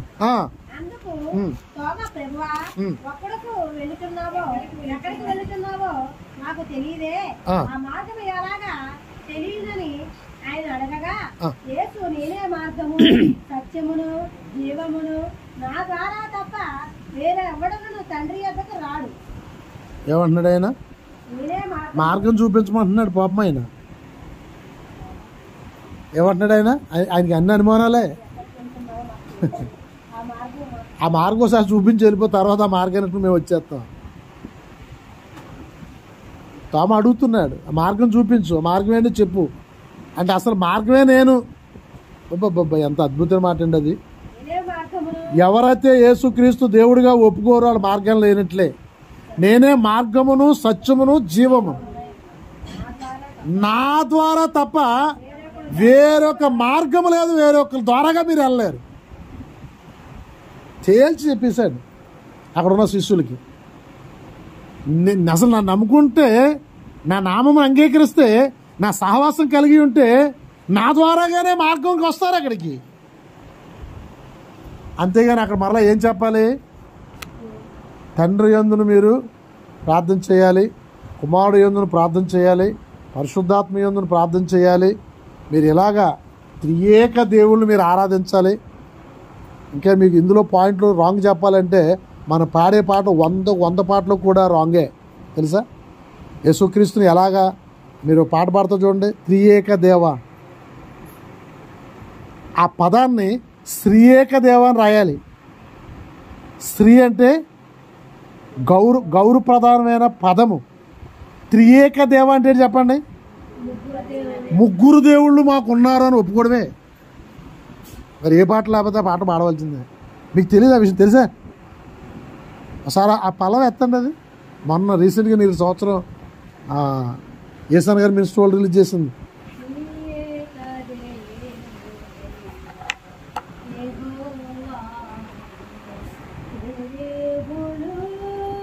అంటే ఆ పాటలో ఆరాధనలో ఏం చేస్తున్నావు తెలుసా? పాట బాగుంది, పల్లవి బాగుంది, స్థాయి బాగుందని ఆరాధిస్తున్నాం. ఇప్పుడు పాడుతున్న 199 ఒకటి ఉంటుందేమో యేసుక్రీస్తుని ఆరాధించేది. ముగ్గురు దేవుళ్ళు మాత్రం మనకి కాదు కాదు కాదు కాదు. దేవ స్తోత్ర.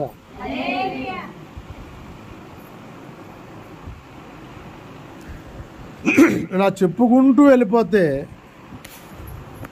లోకమును సత్యమును విడిచిపెట్టి ఉన్నారు, సత్యాన్ని విడిచిపెట్టారు. ఎందుకు ఇలాగ వచ్చాయి అంటే బోధలు మీకు ఒకసారి చెప్పాను, మళ్ళా చెప్తున్నాను. చదివితే ఉన్నమతి పోయిందట. చదివించడానికి ఏమైందట? ఉన్నమతే పోయిందట చదువుకున్న వాడికి.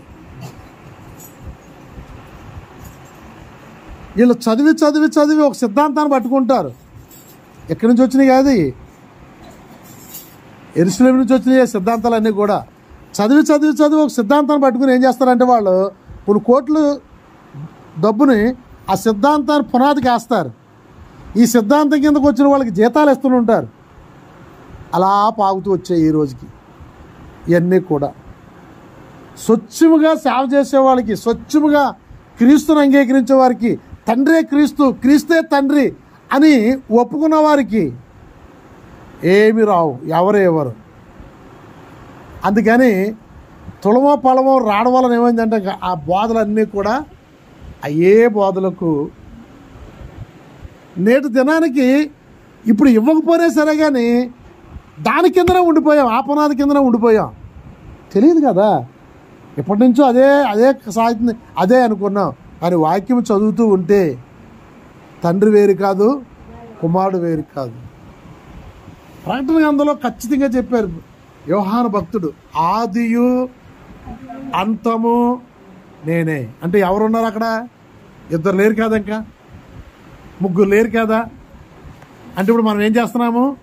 లేదురా బాబు, మా ముగ్గురు దేవుళ్ళు ఉన్నారా, త్రియేక దేవా, మాకు ముగ్గురు దేవుళ్ళు ఉన్నారు, విష్ణు, ఈశ్వరుడు, ఎవరు మహేశ్వరుడు, ఇలా విష్ణు శంకర్ మహేశ్వరులు, వాళ్ళకి ముగ్గురు దేవుళ్ళు. మనకు ముగ్గురు దేవుళ్ళు ఉండొద్దా? ఎవడో పెట్టాడు లింకు, ఎవడో పెట్టాడు 300 సంవత్సరాల కింద కూడా పెట్టాడు లింకు. వాళ్ళకైనా ముగ్గురు, మనకు ఉన్నారు ముగ్గురు మనకి. పాపం ఎలాగున్నారు ముగ్గురు? యేసుప్రభు శిష్యులతో అంటారు, నేను వెళ్ళిన తర్వాత నేను ఏవైతే బోధిస్తానో అయ్యే పరిశుద్ధాత్ముడు మీకు బోధిస్తాడని తప్ప పరిశుద్ధాత్ముడు వచ్చి మీకు మరలా కొత్త ఏం బోధిస్తాడని చెప్పలే. నేను ఏవైతే విషయాలు బోధించానో పరిశుద్ధాత్ముడు మీకు అవి గుర్తుకు తెచ్చి మీకు అవి బోధిస్తాడు అండి, అవి మీకు బోధిస్తాడు. ఇప్పుడు మన సంఘం కట్టిన నుంచి ఎన్ని ప్రసంగాలు ఉన్నామో మనకేం గుర్తుంటుందా? నాకేం గుర్తుండదు బోధించిన వాడికి. కానీ మరి 3.5 సంవత్సరాలు బోధించిన యేసుక్రీస్తు బోధలు వాళ్ళకి గుర్తుకు రావాలంటే ఎవరు కావాలి?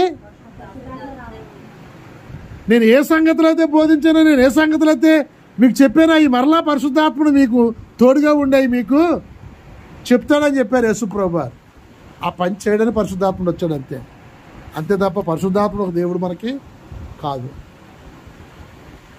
ఇలాగ మీకు చెప్పుకుంటూ వెళ్తే సత్యం ఏంటన్నది సంపూర్ణంగా అర్థం అవడానికి కొన్ని సంవత్సరాలు పడుతుంది, తెలుసా? సంవత్సరాలు పడుతుంది. ఒక్క 10 నిమిషాలు ఓపిక కొన్ని రెఫరెన్స్ మీకు చూపిస్తా. మొదటి 2 పేతురు పత్రిక 3వ అధ్యాయము 16వ వచనం.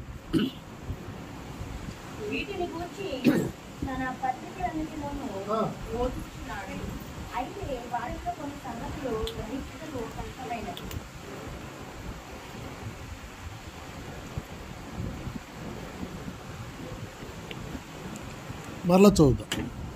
వీటిని గురించి తన పత్రికల్లో బోధించుతున్నాడు. అయితే వాటిలో కొన్ని సంగతులు గ్రహించుటకును కష్టమైనవి, గ్రహించడానికే కష్టమైనవి కొన్ని సంగతులు.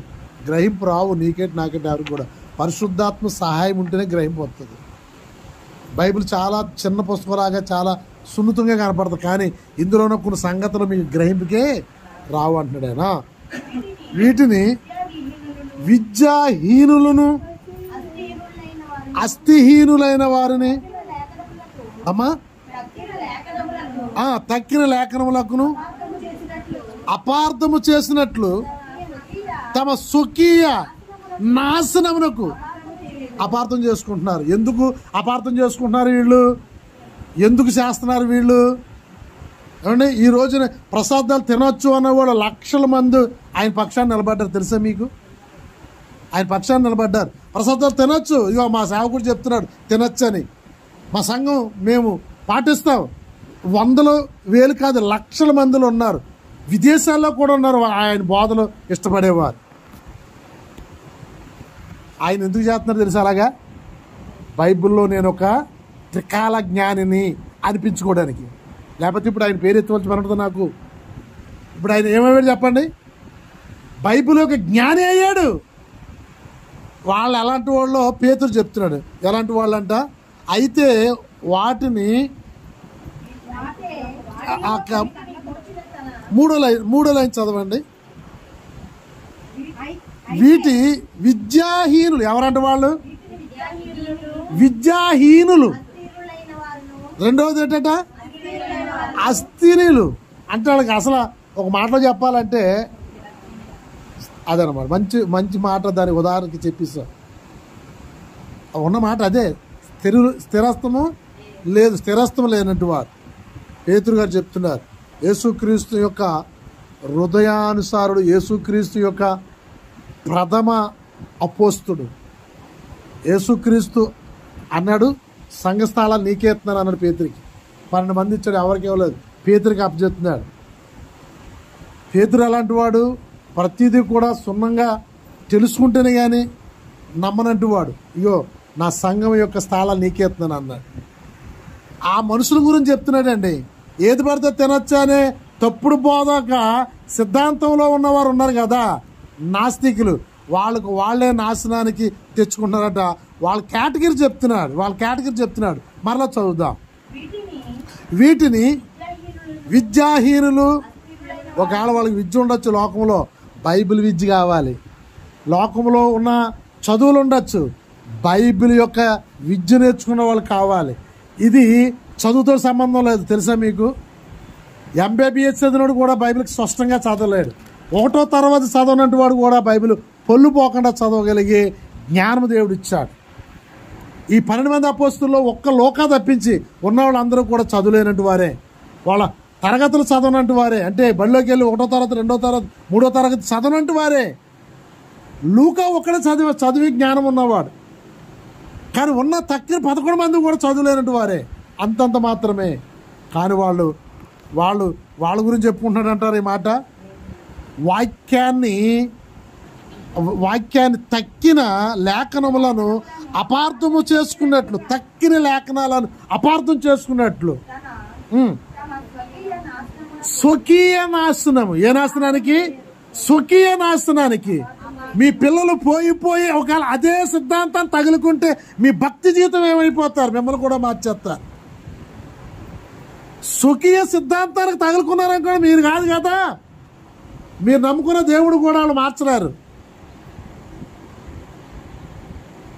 మన పాస్టర్ గారు చెప్పిందంతా తప్పు. ఇదిగో అక్కడ జరుగుతున్నదంతా కూడా అన్ని దగ్గరికి వెళ్ళొచ్చు, అన్ని తీర్థాలకి వెళ్ళొచ్చు, ఏమండి, అన్ని పట్ల అన్ని కార్యాలు మనము చేయొచ్చు. ఇదిగో సిద్ధాంతం చెప్తుంది, ఇదిగో వాళ్ళ సంఘం చెప్తుంది, వాళ్ళ పాస్టర్ గారు చెప్తున్నారు. నిన్న కూడా చెప్పారట వేరే పాస్టర్ గారు ఎవరో, వెళ్ళండి అమ్మా, తినేసిరండి అమ్మా. ఏంటి అంటే స్వకీయ లాభం గురించి. సిద్ధాంతపరంగాను సంఘపరంగాను జాగ్రత్త లేకపోతే మాత్రం వాళ్ళే పతనం అయిపోతారు. భక్తి జీవితంలో సుమా, శారీరకంగా కాదు. నేను శుక్రవారం చెప్పాను, శారీరకంగా దేవుడు మన మీద ఏ శిక్ష కూడా ఇవ్వడు. ఎందుకంటే యేసుక్రీస్తు వారు సిలువ అడ్డేశారు మనకి. ఏ రీతిగా కూడా మనం శిక్షించడు.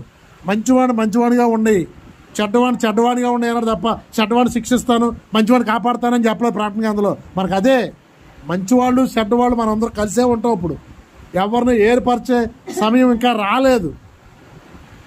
మంచివాళ్ళు చెడ్డవాళ్ళు అందరికీ మామూలుగానే ఉంటుంది. అదేంటంటే బాబు వాళ్ళు అంత అలా వ్యతిరేకంగా ఉన్న వాళ్ళు ఇంకా నాశనం రాలేదంటే తప్పది. దేవుడే చెప్పాడు నాశనం చేయనని. నువ్వు చేసేస్తానంటే ఎలాగా? నువ్వు ప్రార్థన చేస్తుంటే ఎలాగా? వాళ్ళు నాశనం అయిపోవాలి, ఏం నాశనం అయిపోవాలని దేవుడే చెప్పాడు వాళ్ళకి. ఎవరిని కూడా నేనేమి కూడా చెయ్యను, మంచివాళ్ళుగా ఉంచుతాను, చెడ్డవాళ్ళుగా నేను ఉంచుతాను అన్నాడు తప్ప శిక్ష విధిస్తానని చెప్పలేదు. ఎప్పుడు ఎవరికది? యెహోవాను అనుసరించిన వారికి తప్ప, యెహోవాను ఆశ్రయించిన వారికే వెంటనే వారి తీర్పు. కానీ మనకు లేదు, మనకు ఉండదు. కానీ వారు స్వకీయ పతనానికి వెళ్ళిపోతారు, భక్తి జీవితంలో పతనం అయిపోతారు. సిద్ధాంతపరంగా వారు లేని కల్పితని ప్రభావితం అయిపోయి ఉంది ఇప్పుడు లోకమంతా కూడా. అందుకేనే చిన్నమంద నువ్వు భయపడకు, అప్పచెప్పిన దాన్ని నువ్వు గట్టిగా పట్టుకో, నీ కిరీటము జార విడవకు. ఎన్ని ఉన్నాయండి మనకి, ఎన్ని ఉన్నాయి. ఇంకో 2 వచనాలు చూపించి నేను ముగించేస్తాను తొందరగా. చాలా మంది నా ముఖం చూస్తున్నారు, ఇంకా ముగించలేదైతే. చదవడానికి ఎందుకు?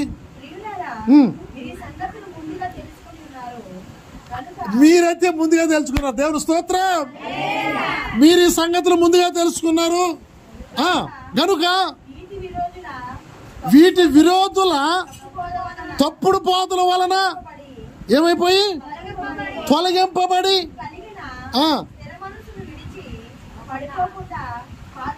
స్థిర మనసును విడిచి పడిపోకుండా కాసుకుని ఉండు తప్పుడు బోధల్లోంచి. నువ్వు అంగీకరించేస్తావా ఈ రోజున బోధలోను? విగ్రహాల దగ్గర పెట్టింది ప్రసాదాలు తినొచ్చనే బోధన అంగీకరిస్తే, తండ్రి ఉన్నాడు, కుమారుడు ఉన్నాడు, పరిశుద్ధాత్మ ఉన్నాడు అనే బోధ కూడా అంగీకరిస్తే, ఇలాంటి తప్పుడు బోధలు అన్నీ కూడా మన మీద రుద్దుతుంటే నువ్వు కాసుకోకుండా కాపాడుకోకుండా బైబిల్ చదవకుండా ఎవరో జ్ఞానం ఇస్తారని మనం ఎక్కడికి కూడా వెళ్ళవసరం లేదు. నువ్వు చదవాలి. ఏం చదవాలి చెప్పండి? బైబిల్ చదవాల్సిందే. నువ్వు 100 సంవత్సరాలు వచ్చినా సరే దీన్ని చదవవలసిందే. దీని మీద నువ్వు ఇంకా పరీక్షలు రాయవలసిందే. అంతలేదు. దీనికి పరిశుద్ధాత్మ సహాయం కావాలి. ఎవరి సహాయం కావాలి? పరిశుద్ధాత్మ సహాయం కావాలి. బైబిల్ చదువుతున్నప్పుడు ఆ లేఖనములను మనకు అర్థం కానట్లుగా మనకు కనపడుతుంటుంది. ఆ విభజన వాక్యములు మన అర్థం అవ్వాలి. చదువుదాం కిందకి.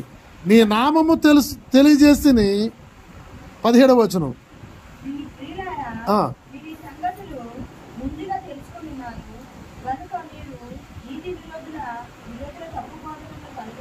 చూడండి, నీతి విరోధుల పాపం వాళ్ళు నీతిమంతులే, వాళ్ళ పరిశుద్ధులే, వాళ్ళు ఏ పాపం చేయరు, కానీ నీతికి విరోధులు అయిపోయారు. వాళ్ళు దేనికి విరోధులు అయిపోయారు? వ్యభిచారం లేదు వాళ్ళ దగ్గర, దొంగతనం లేదు, మంచోళ్లే, పాపం నీతిమంతులే, కానీ ఆ నీతికే విరోధులు అయిపోయారు.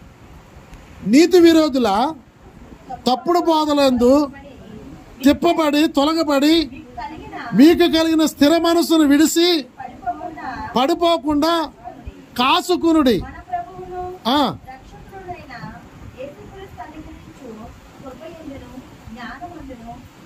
యోహాను 17:6 త్వరగా 17:6 లోకము నుండి నీవు నాకు అనుగ్రహించిన మనుషులకు నీ నామము ప్రత్యక్షపరిచితిని.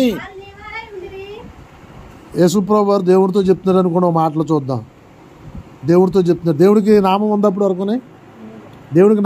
వరకునే ఇప్పుడు తండ్రితో చెప్తున్నాడు. యేసుప్రభు వారు ప్రార్థన చేస్తా, లోకము నుండి నువ్వు నాకు అనుగ్రహించు కదా. వీళ్ళందరూ కూడా మనం అందరూ కూడా ఎవరికి చెప్పండి? మనం యేసుక్రీస్తుకి అనుగ్రహింపబడిన మనుషులు. నువ్వు నాకు అనుగ్రహించిన ఈ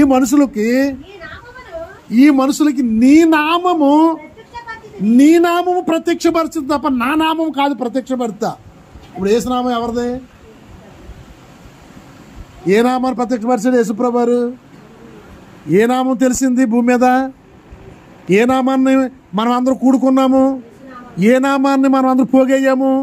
ఏ నామాన్ని ఆయన పిల్లలయ్యాము? అదే చెప్తున్నాడు ఇక్కడ తండ్రితో. నీ నామాన్ని మళ్ళా చదవండి. అదే లోకము నుండి నీవు నాకు అనుగ్రహించిన మనుషులు. లోకము నుండి అనుగ్రహించిన మనుషులు మనమే. లోకము నుండి అనుగ్రహించిన మనుషులు నీ నామం, ఆ మనుషులకి నీ నామము ప్రత్యక్ష పరిస్థితి, నీ నామం ప్రత్యక్ష పరిస్థితిని వాళ్ళు ఏం చెప్పారంటే, గుడికి వెళ్తున్నప్పుడు బుర్రలు పైకి ఎత్తారు. అపోస్తులు గుడికి వెళ్తున్నారు చర్చికి వాక్యం చెప్పడానికి. అక్కడ పుట్టుకతో కుంటువాడు ఉన్నాడు ఆలయం దగ్గర. ఆడొక గుడ్డ వేసుకుండేవాడు. వాడి జీవితం అంతా కూడా చిన్నప్పటి నుంచి వాళ్ళ కుటుంబీకులు ఏం చేస్తారంటే మోసుకొస్తారు, ఆ గుడ్డ దగ్గర ఆయన కూర్చోబెడతారు. గుడ్డ దగ్గర కూర్చోబెట్టిన తర్వాత చర్చికి వెళ్ళేవాళ్ళు వచ్చేవాళ్ళు రూపాయి పాపాయి వేస్తారు. చర్చ అయిపోయిన తర్వాత మళ్ళీ కుటుంబీకులు వస్తారు. ఆ గుడ్డ మీద ఉన్న డబ్బులు తీసుకుని మరలా ఈయన ఇంటికి మోసుకుపోతారు. ఈడు అలా పెద్దోడు అయిపోయాడు పాపం. ఈడు అలాగా పెద్దోడు అయిపోయాడు. అప్పుడు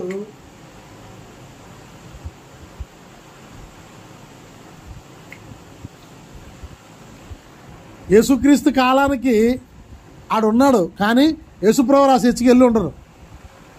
యేసుప్రభు శిష్యులు వెళ్ళారు ఆ చర్చికి. ఈ కళ్ళు బాగా కనపడుతున్నాయి, తెల్లటి బట్టలు వేసుకుని వెళ్ళారు. ఒరే బాబు, ఆయన గట్టిగా అడగడం మొదలు పెట్టాడు. పాస్టర్ గారి దగ్గర డబ్బులు ఉంటాయి కదా అని. మా దగ్గర మాత్రం ఏ రకమైన ఎండి బంగారాలు మా దగ్గర లేవు. ఏ నామం ఇచ్చారట? నజరేయుడైన యేసుక్రీస్తు నామంలో నువ్వు నడు అన్నారు. అంతే. ఏం చేస్తాడట? నడిచాడట, గెంతులేసాడట, సన్నిధిలో పరుగులెట్టాడట. ఏ నామంలో నడిపించారట వాళ్ళు? మరోసారి మరలా మొదటి నుంచి చదువుదాం.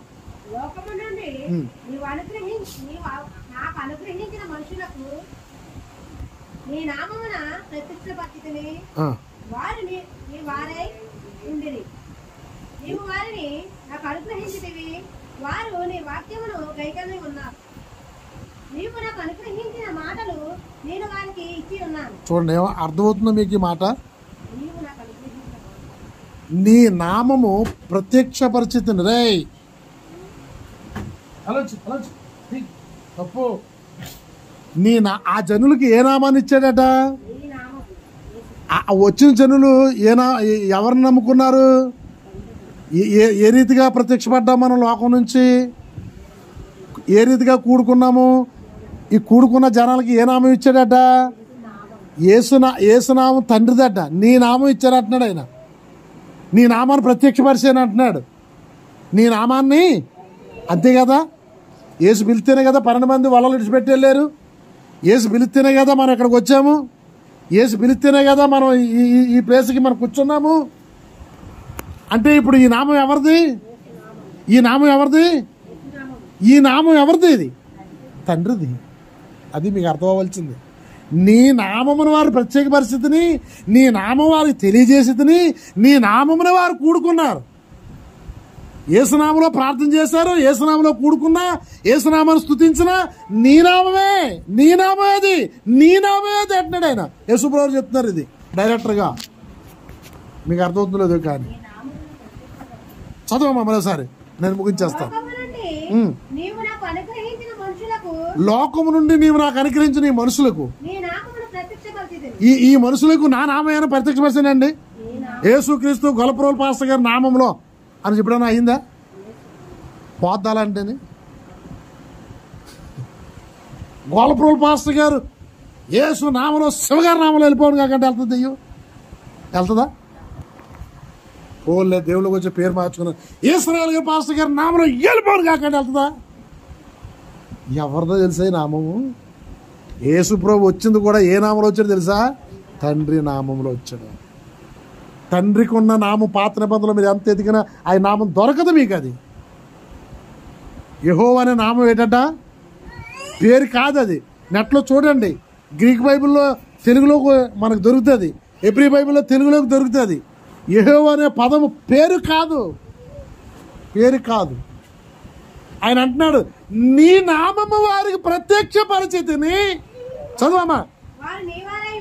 వారు నీ వారై ఉన్నారు, నీవు నాకు అనుగ్రహించావు, నీవు నాకు అనుగ్రహించావు వీరిని.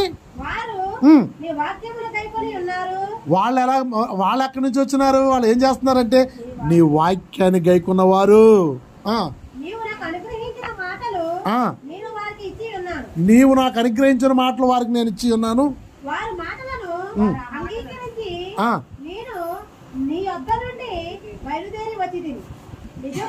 చూడండి ఏమంటున్నాడండి? నేను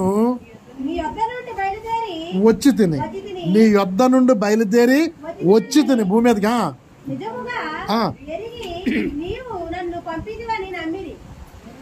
ఇప్పుడు మనం నమ్మేమో లేదా? నమ్మిరి. ఆయన యొద్ద నుండి వచ్చారు. ఆయన నామమే అయింది. యేసు నామం అనగా తండ్రి నామమే. అద్భుతం చూడండి. మన మాటలేం కాదు, ఆయన చెప్పుకున్న మాటలే. చాలా బోరుగా ఉంది కదా ఇవాళ మీకు? అర్థమవుతుందా మాటలు లేదా?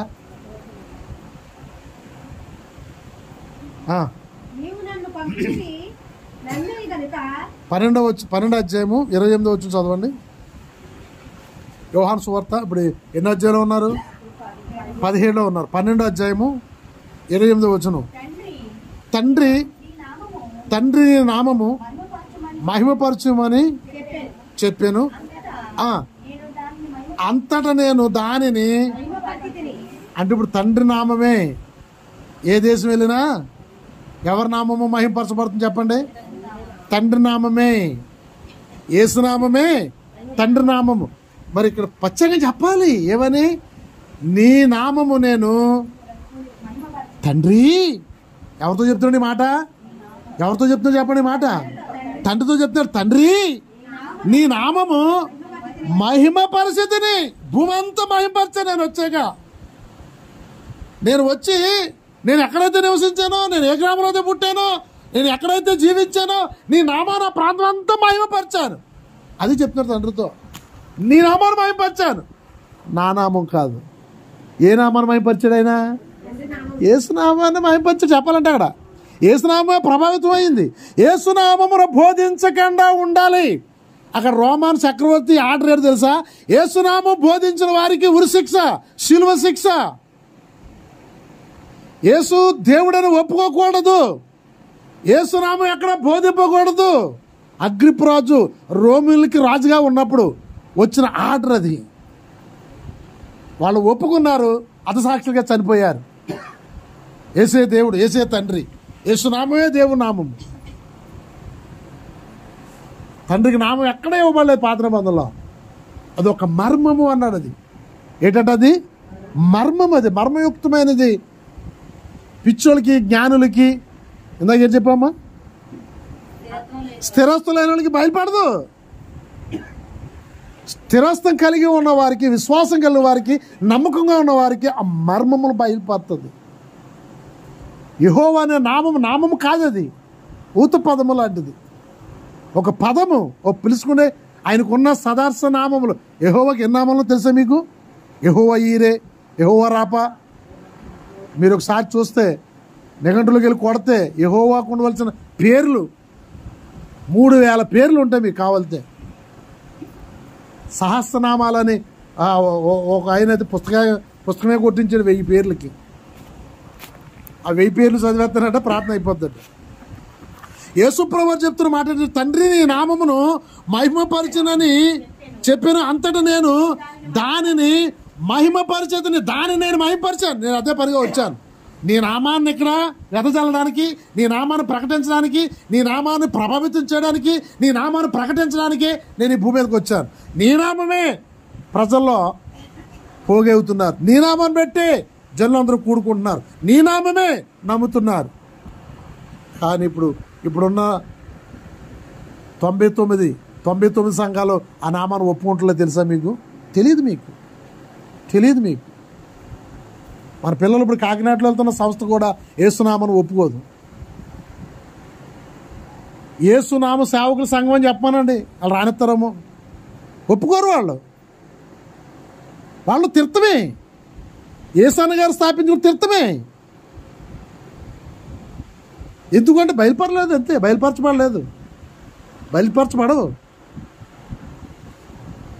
బయలుపరచబడవు. కొన్ని సంఘాలు ఉన్నాయి, మీరు వెళ్ళాలని చెప్తాను. కాకినాడలో ఉన్నాయి, మనకి ఇక్కడ రాజమండ్రిలో ఉన్నాయి, విజయవాడలో ఉన్నాయి. క్రీస్తుని అంగీకరించిన సంఘాలు, క్రీస్తే తండ్రి అని ఒప్పుకునే సంఘాలు, క్రీస్తు ఒకరే, తండ్రి ఒక్కడే, క్రీస్తు వేరు కాదు, తండ్రి వేరు కాదు ఒప్పుకునే సంఘాలు కూడా ఉన్నాయి. బోళ్ళు మంది ఉన్నారు. కానీ వీళ్ళకి ఏమి లేదు చెప్పనా? అడ్వైటింగ్ లేదు వీళ్ళకి. అడ్వైటింగ్ ఉంటేనే తెలుస్తుంది. దేవుని స్తోత్ర, హల్లెలూయా. మన దగ్గరికి వచ్చిన సేవకులు మనం 3 రోజులు మీటింగ్ పెట్టించాం. ఎవరైనా పట్టాభి గారు, దానయ్యలు గారు కొన్ని రోజులు ఉపవాసం ఉండి ఈ సత్యానికి కొన్ని 100 మంది సేవకులను మనం తయారు చేయాలని వాళ్ళు ఒక పాఠశాల నిర్మించారు. 20 సంవత్సరాల కిందట పాఠశాల నిర్మించి దానికి ఒక పేరు పెట్టి ఈ సత్యాన్ని వాళ్ళు అప్పటి నుంచి కూడా 100 మంది సేవకులను తయారు చేస్తున్నారు. వాళ్ళు దేని గురించి అంటే సత్యాన్ని అణగబడిపోయి ఉంది. సత్యము అణగబడిపోయి ఉంది. ఈ మర్మము నాకు ఎప్పుడు బయలుపరచబడది? ఒక మర్మము ఒకరికి బయలుపరచబడదు. యేసుప్రభు చెప్పారు ఏంటంట, గుడ్డివాడు మరొక గుడ్డివాడికి త్రావ చూపించలేడు. దానయ్య గారు చాలాసార్లు మీటింగ్లో చెప్పారు. కానీ ఒకరోజు కాకినాడలో రోజంతా కూర్చున్నాం మేము. తెల్లవారులు కూర్చున్నా, 6 వరకు కూర్చున్నా. నాకు తెలుసున్న వాక్యాలు నేను చెప్పడము, క్రీస్తు గురించి ఆయన చెప్పడం. ఇప్పుడు చెప్పినది అంతా కూడా నా నేను చెప్పింది ఆయన హృదయంలో దేవుడు పెట్టిన సత్యము నేను తెలుసుకున్నాను ఆ రోజుని. అప్పుడు నాకు అనిపించింది మనకు దేవుడు ముగ్గురు లేరు, దేవుడు ముగ్గురు మనకి లేరు. ఆయన ఇంకా ఎన్నోసార్లు తీసుకురావాలి, ఇంకాను మీటింగ్లు పెట్టించాలి, దీన్ని ఇంకాను పరిపూర్ణంగా మనం తెలుసుకోవాలని నేను అనుకున్నాను. మరి ఆయన ఈ లోకం నుంచే ముందుగానే దాటేశారు. దేవుని స్తోత్ర. మనకు ఆయన అయితే చాలా అనుకూలంగా ఉండేవారు. మరి ఈ రోజున పట్టాభి గారిని పిలాలన్నా సేమ్ అలాగే చెప్తారు. ఈయన కూడా చెప్పడం అయితే ఖర్చుతో కూడిన పని అండి, ఖర్చుతో కూడిన పని. కాబట్టి మనకు అర్థమవుతుంది ఏంటి తెలుసా, దేవుడు మనకు నేర్పించుతుంది ఏంటి తెలుసా, తండ్రితో చెప్తున్న మాట ఏంటి తెలుసా, తండ్రి చూడండి అక్కడ ఆపినట్టుకుంది కదండి, అక్కడ ఆపినట్టుకుందా తండ్రి పత్తి చూడండి, అక్కడ టిక్కు కూడా ఉంది కదా, ఉందా లేదు చెప్పండి. కరెక్ట్గా ఆఫ్ చేశాడు. తండ్రి కామ పెట్టాడు అక్కడ. అంటే తండ్రితో చెప్తున్నాడు, తండ్రి నీ నామము మహిమపరచమని చెప్పాను. అంటే తండ్రి ఏం చెప్పాడు, లే ఇప్పుడు నా నామం మహిమపరచాలి చెప్ప, అందుకే నా నామమే నీకు పెడుతున్నాను, నా నామమే నీకు పెట్టాను. ఈ నామం మహిమపరచబడవు సుమా, ఈ నామం గురించి నువ్వు చచ్చిపోతావు, ఈ నామం గురించి నీ సేవకులు చచ్చిపోతారు, నీ నమ్మకులు చచ్చిపోతారు, ఈ నామం ఒప్పుకున్న వారు అందరూ చంపేస్తారు. అప్పుడు అంటున్నాడు, ఇదిగో తండ్రి నీ నామమును నేను దాన్ని మహిమపరిచాను.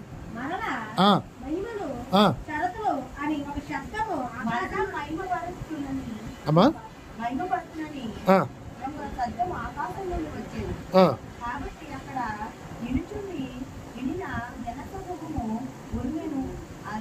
ఉరివింది అనుకున్నారా? యేసుప్రభు వారు చెప్తున్నారు, తండ్రితో మాట్లాడుతుంటే అక్కడ ఉన్న శిశువులు ఉరువునట్లుగా వచ్చింది ఆ శబ్దము.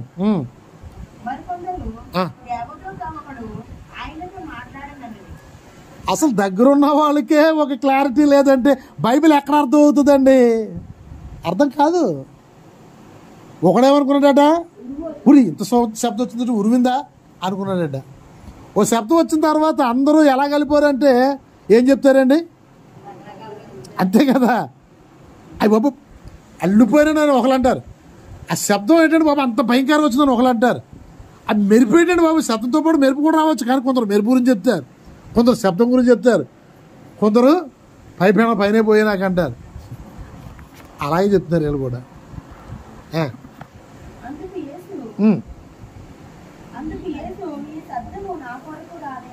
ఈ శబ్దము నా గురించి కాదు మీ గురించి వచ్చింది. ఏమంటున్నాడు? మీ గురించి వచ్చింది. ఎందుకు వచ్చిందో ఏం చెప్తా చూడు.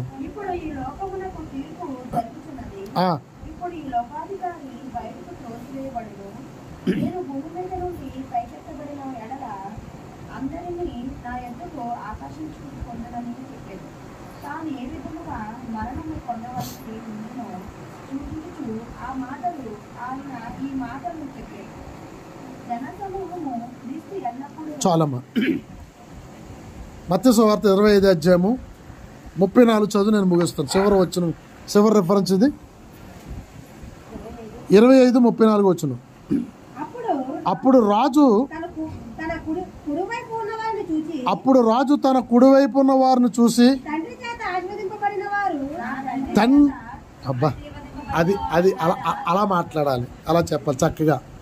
నా తండ్రి చేత ఆశీర్వదింపబడిన వారులారా రండి, లోకము పుట్టినది మొదలుకొని మీ కొరకు సిద్ధపరిచిన రాజ్యమును స్వతంత్రించుకోండి.